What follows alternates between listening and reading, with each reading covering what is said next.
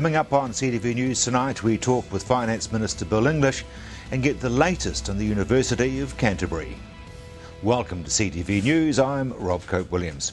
The government is still looking closely at trying to unravel confusion for insurance policy holders here in Christchurch. It's up to every individual household to communicate with their insurer about just where their insurer is, but there's a number of things that are confusing people at the moment.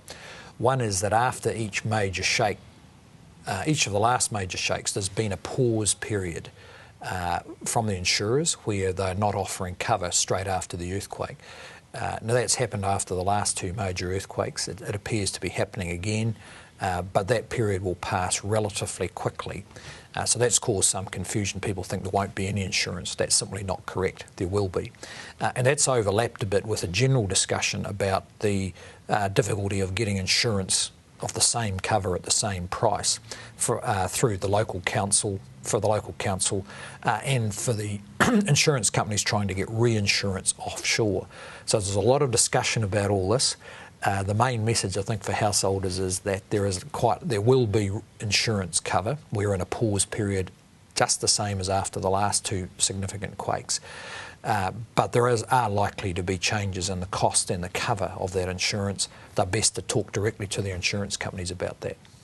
There's also concern, it would seem, about shortfalls. If, for example, you're going to replace the house or whatever, and then the land is deemed to be unsuitable and there's a gap. Well, the government's got put the broad parameters of its package out there. People will get quite a bit of time in about 7 or 8 weeks where they'll get specifics about their situation. Broadly, that package is around the market values from 2007, which we're advised to be pretty similar to what they are now. And in some cases, depending on their insurance cover, there will be some differences when their situations, some differences in the financial result when their situations can look similar. But until we work through it one by one, I think it's pretty hard to know just exactly how it's going to turn out for each household. Of course, there's what we're finding is people, now that they've got the idea that they may be able to choose to exit the red zone areas, they're starting to think pretty hard about where they would want to go, and naturally those choices will be a bit limited by how much money they get and what sections are available elsewhere in Christchurch. We want to make sure they've got good choices. How hard is it? Look, whatever policy issues are a bit hard, nothing's as hard as the people who are in houses with uncertainty about where they're going.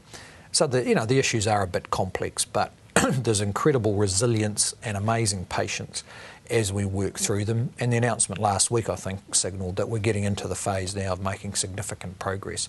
And I just hope we can, ease the burden for those thousands of people who've had uncertainty. How important was it for the banks to step in and give special packages with very low rates? Well, I think that was a bit of a surprise to all of us. And I think it signals, in the first place, the massive goodwill around New Zealand, including even in banks.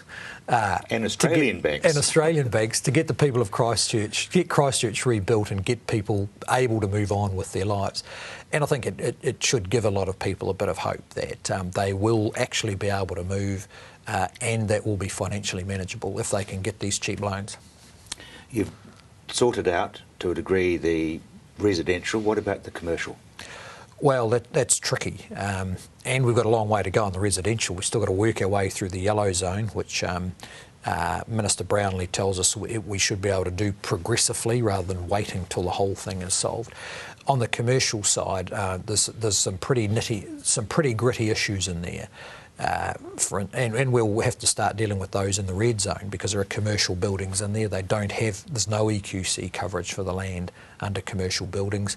So we'll get a bit of a test run there for the issues that will arise around the CBD a bit later on. I think the critical thing to remember is that the rebuilding of any of the commercial damage in Christchurch is going to depend almost solely on the confidence of investors to put their money back into the city, and we need to make sure we can build that confidence. The Canterbury University has taken a huge hit from the quakes. Emily Cooper spoke with Vice-Chancellor Rod Carr to ask what this means for the future of our university.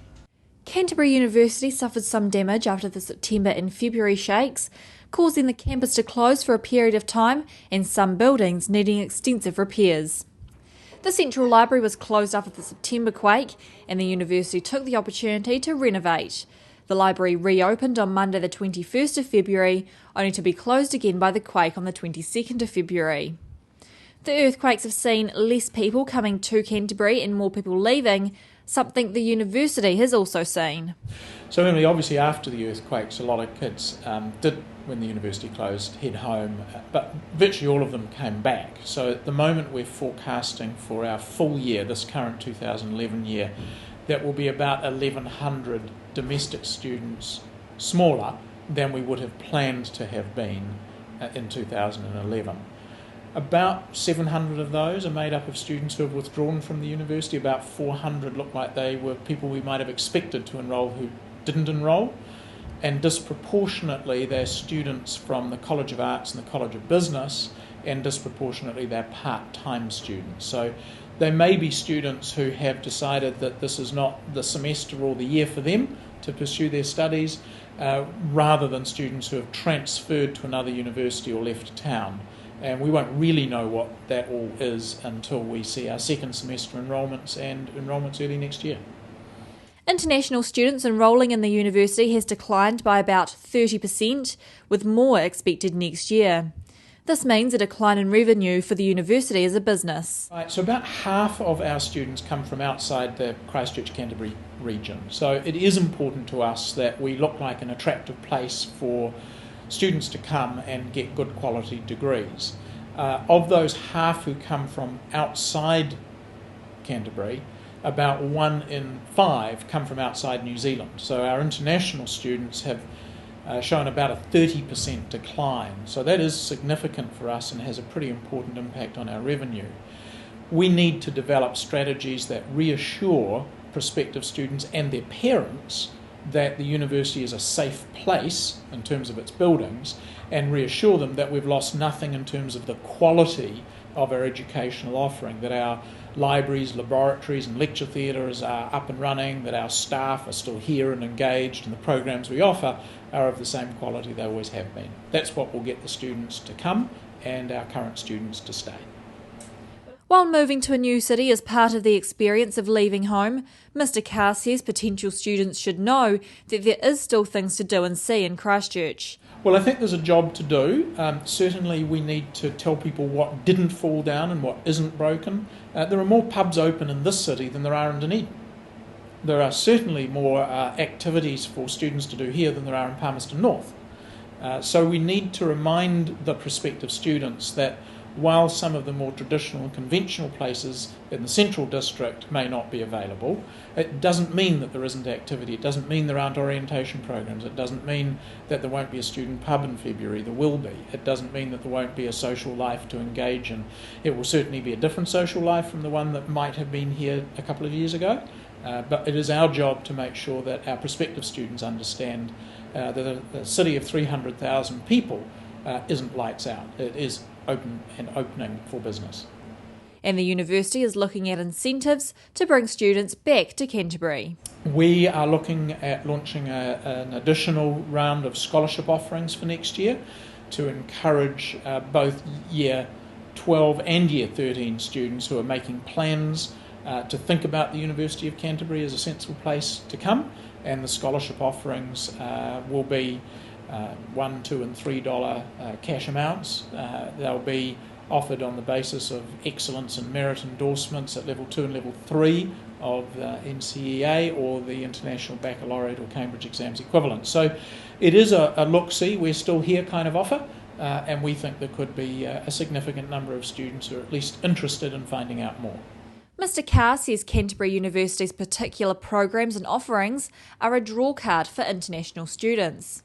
Canterbury's international students come mainly from China. So we need to reassure their friends and families and them that they're safe when they're here, that the opportunities to engage in the wider hinterland of Canterbury and the South Island are completely unaffected by this earthquake, and that the libraries, laboratories and lecture theatres which they need as part of their academic programs are of the same quality, and the same quality of teaching and research is going to be undertaken. The university has seen a $14 million loss so far this year. Well, in terms of loss of income rather than increased costs, each domestic student pays a student fee, largely which they borrow from the government, of course, of roughly $4,500 a year. So that translates with 1,100 students into about $5 or $6 million of revenue loss from that source. And from our international students is about $8 or $9 million of lost revenue. So in total, 2011, about $14 million of student fee income down. We won't know what next year will be until next year comes. But they're not struggling with insurance, which is the case for many other Christchurch businesses. We do have a substantial insurance policy. It's one that's shared with the other universities. We are drawing down on that insurance policy to meet the costs of remediation and fixing up of things that are broken, as well as funding the development of the new built infrastructure, which has given us 15,000 square metres of additional space on campus. So from that, no, we're not in difficulties with our insurers. We've already received cash advances against our claim, exceeding $20 million so far. But we continue to work with them and their loss adjusters to make sure that we claim what we're entitled to and that they pay us what they're obliged to. Coming up after the break, we take a look at the Redcliffs Library and Sumner Community Centre.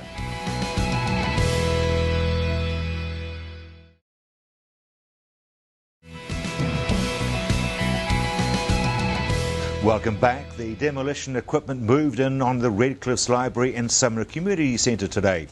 Both buildings suffered extensive damage in the February and June earthquakes and have to be torn down. But community members in Redcliffs are determined to keep the library going. The Redcliffs Library has a long history in the coastal suburb, going back 97 years. So I don't quite know how it started, but we do have minutes from around that time where women were actually permitted to be librarians in something about 1932. Before that it was men. The red building in Redcliffs that is a bit sad at the moment and is going to be even sadder was built in 1952. I've outlived it. I was built in 1952 as well. And that's been our home, and a lovely home. Volunteers hoped it could be saved following the February earthquake, but the June 13 quake was the final blow.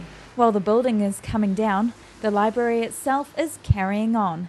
In May, it reopened at the bowling club on James Street after a massive team effort to retrieve and sort more than 30,000 books. And they said, we're yellow stickering it now, we're going to red sticker it tomorrow. If you need anything out of it, do it now. So Pauline rang around and got a group of us to go down there, and we went in, and within probably half an hour there were 30 people in there. People came in off the road to help. We had yellow top wheelie bins that were being filled up with books. Somebody had found a garage for us to store the books in very close by. So we had packers, we had movers, we had unpackers at the other end. And by 10 o'clock the next morning, everything, including these stands and the metal stands, were actually out of the library. Not a book left. Memorial boards were, and our paintings, we got some lovely paintings. They'd been taken off the wall as well, and I think the red sticker went on at 11. So what is left in there, I think there's a few Menke cups and the shelving that was part of the library rather than freestanding shelves. It was a magnificent community effort. The new library is only about a third of the size of the old one, but committee members were happy to get what they could. And the building had been largely empty for 10 years. So when we came, there were plenty of cobwebs and things like that to be dusted. And the bowling club were very kind to offer us the use of the rooms. There seemed to be absolutely nothing else in Redcliffs, so we grabbed that offer with both hands. And they want to get the word out. They're still going, smaller but strong. We have been very happy to find that most of our previous customers have been returning, and most of the books that were missing at the time of the various earthquakes, they found their way back too, some by post from as far as Auckland. And it's not just a place where people come and get books, it's a place where people come and chat. because there's, I think 24% of the population in Redcliffs are retired, and a lot of those are on their own. So it's a place where you can go and get company and have somebody to chat to about all sorts of things. And of course the other library had the only public toilets in Redcliffs. So now we've got Portaloos, it's fine. It's not yet known what will happen with the old site, but Catherine hopes for a new public building which the library could be part of. What our future will be, I don't know, but my aim is to get to our 100th anniversary. So we've got a lot of community support. The Redcliffs Library is just one of 83 buildings on Sarah's urgent demolition list. The latest list, which was sent to CTV News this morning, includes 18 heritage buildings, including the Winnebago's Restaurant, Lancaster Hotel and Canterbury Hotel on Norwich Quay in Littleton. 7 buildings in the City Mall are earmarked for urgent demolition. Since February's quake, more than 500 buildings have been tagged for demolition, and the June 13 quakes damaged almost 150 buildings in the city centre red zone. Coming up after the break, your local weather.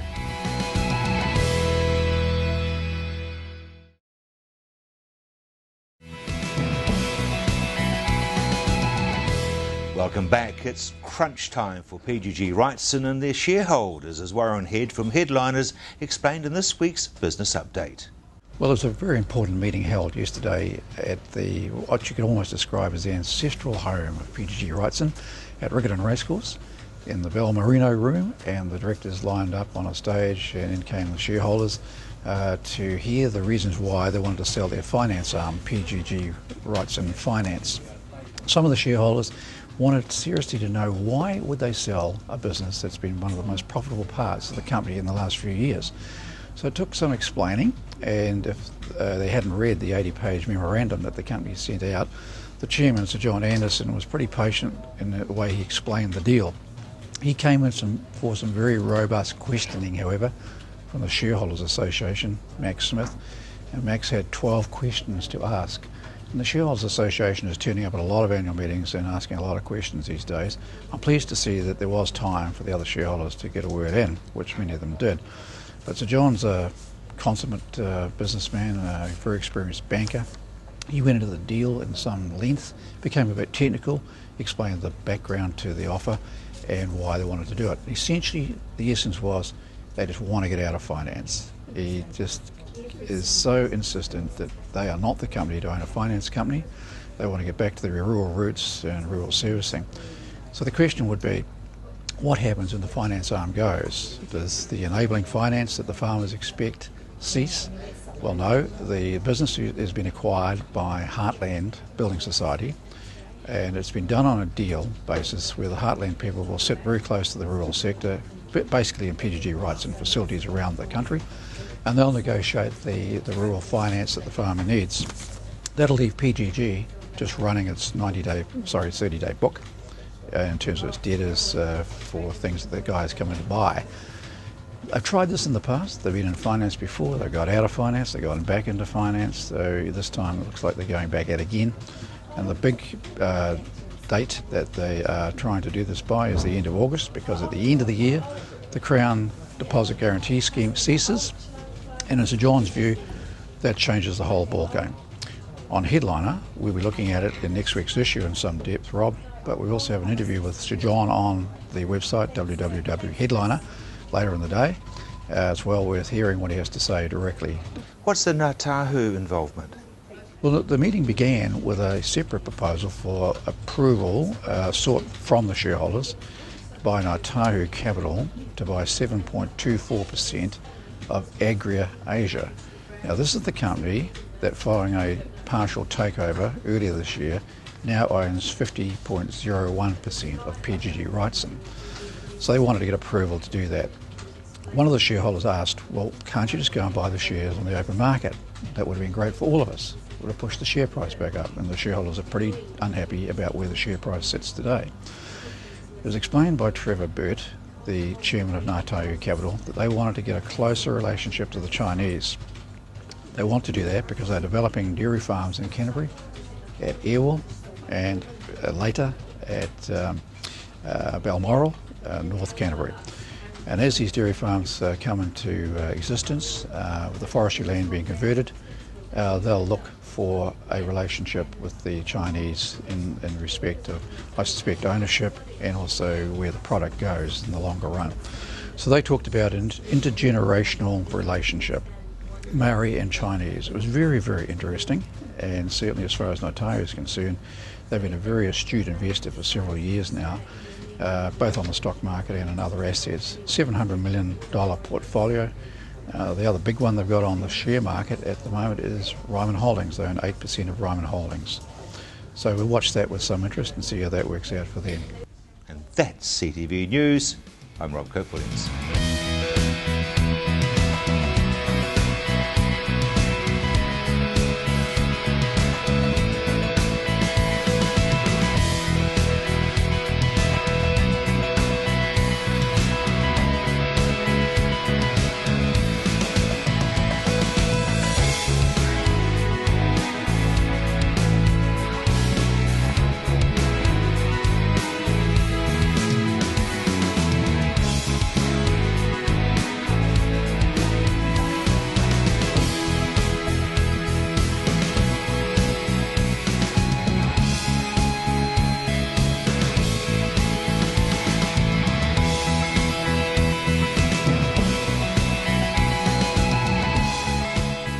Supporting local content so you can see more of New Zealand on air.